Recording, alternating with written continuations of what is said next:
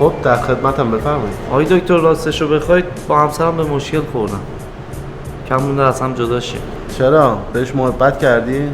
محبت که بله، هر روز براش کادو خریدم، گل خریدم، هر کاری تونستم کردم. به غیر از این چیزا کار دیگه کردی که خوشحال بشه؟ والا براش خونه خریدم، خیلی خوشحال شد. ماشینم براش خریدم، خیلی خوشحال شد. ولی باز نمیدونم باید چیکار کنم.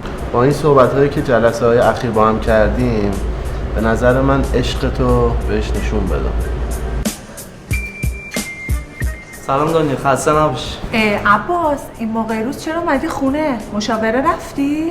آره عزیزم، رفتم. به این نتیجه رسیدیم که من باید عشقم به تو نشون بدم. یه دقیقه بیا. جانم سلام.